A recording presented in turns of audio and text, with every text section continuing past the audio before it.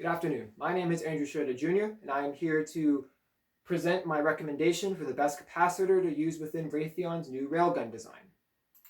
The three capacitors we are going to be comparing today are going to be an aluminum electrolyte capacitor, a supercapacitor, and a film capacitor. All three of these capacitors are going to be bought from Mauser Electronics, and they will be compared with using the criteria of the cost per unit, which is how much each capacitor will cost, the number of units required, which is how many units we will need to put in the circuit to reach the required capacitance, which we'll go into later, and the unit's expected lifetime, which is how many hours the unit is estimated to be able to be used until it will break and will have to be replaced. Normal guns have to use a specific type of ammunition per gun, but each gun uses an ammunition that has to have both a primer and an igniter.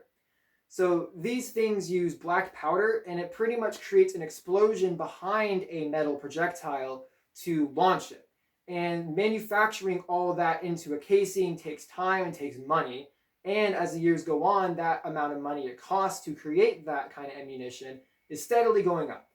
This graph here tells the trends between 2004 and 2008, but beyond that, the trends have still increased, and to this day in 2020, the prices of ammunition are even higher than they are in this graph. So a new weapon that doesn't need to have ammunition like that would be nice to have, which is why railguns are trying to be created, because their ammunition is just a piece of metal that is sculpted to be aerodynamic, and you don't have to add any of these things into it. And usually the metal is just any ferrous material, so it's pretty cheap compared to everything else. So you may be asking, what is a railgun specifically? So a railgun is kind of like a big circuit, except the wires are metal rails. And these rails are what, of course, what the name railgun comes from.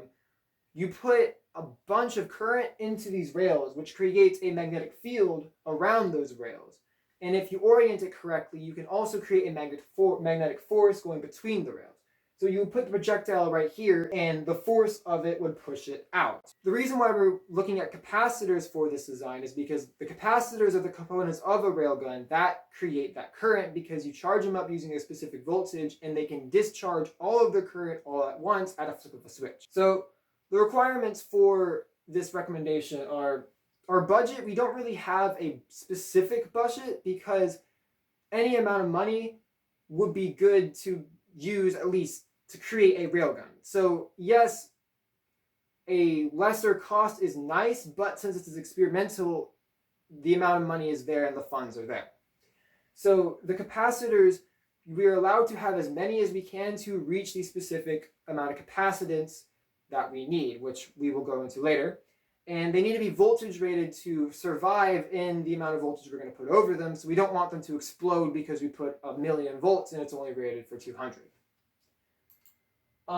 As for the railgun's design, we want it to output a force or a kinetic energy that is all as equal to something that's already deployed in the field. If we create a railgun that just acts as an airsoft gun, it's not going to be able to be used as a weapon.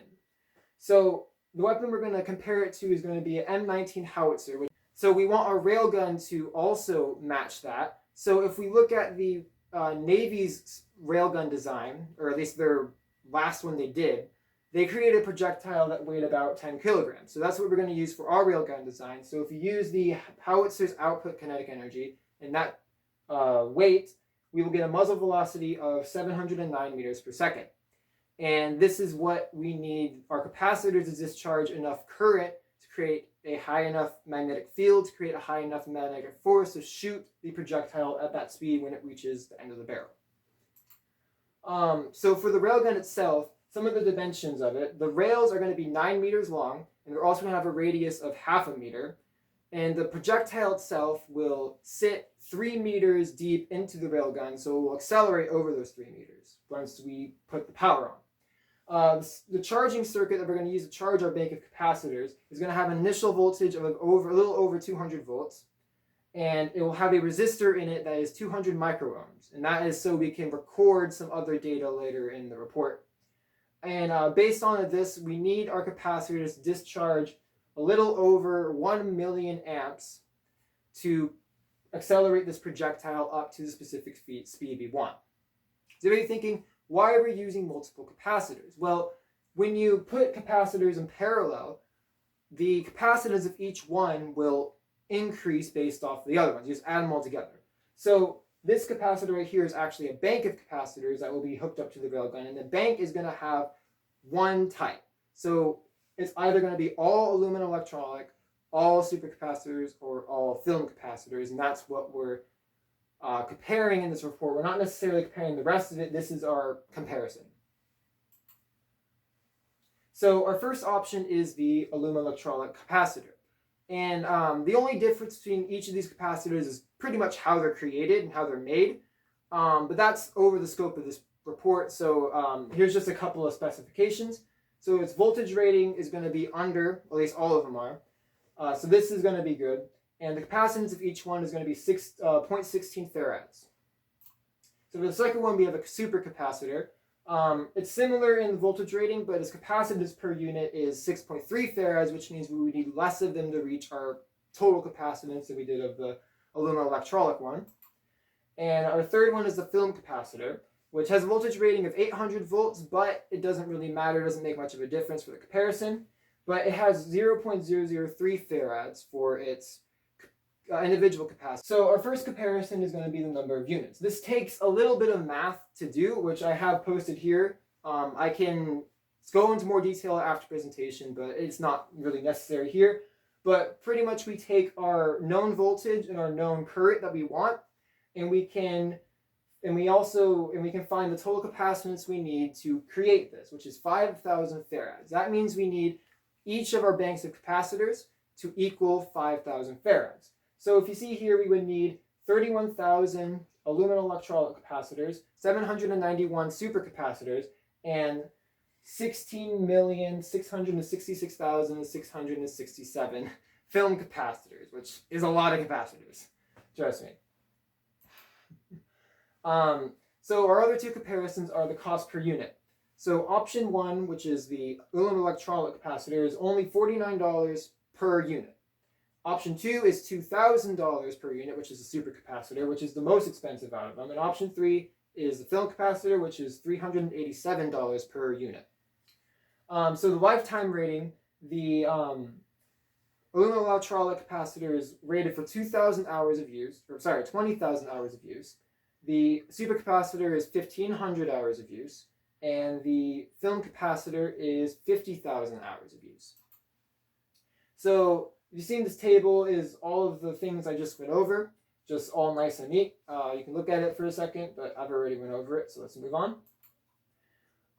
So, as I said before, our film capacitor is going to have the longest estimated lifetime, which means you're not going to have to replace them as often as all the other ones by a large margin, which means you don't have to spend more money later down the line if you want to keep on using the railgun.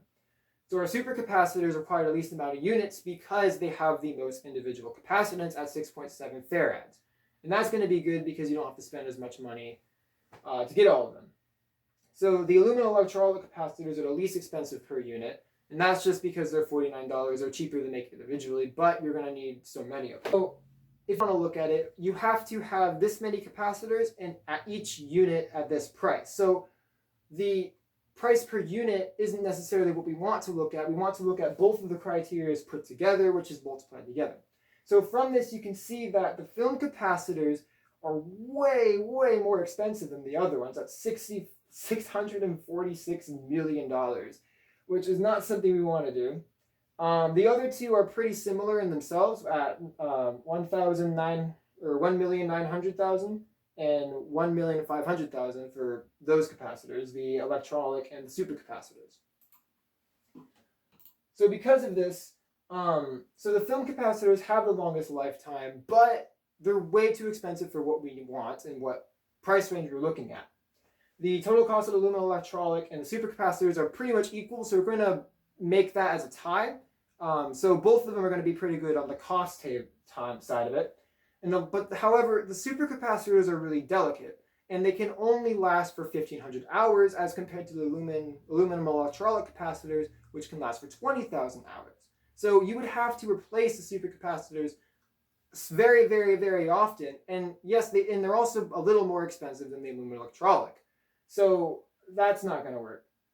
So based off of all this, we can say that the best choice for this railgun design are going to be the aluminum electrolytic capacitors because their cost is in the middle of, or it is actually the least costing of the total capacitance, and the expected lifetime is good for what we need to do. So as I said, we recommend that Raytheon purchases 31,250 aluminum electrolytic capacitors from Mauser to use in this railgun design for all the reasons we just mentioned earlier. And here's references for all of the diagrams and pictures we've used. And if any of you want to contact me after the presentation, here's my contact info right here. You can call me at 555-555-5555. And if I don't pick up, just leave a message and I'll explain anything else you need to know. Thank you for your time and have a good day.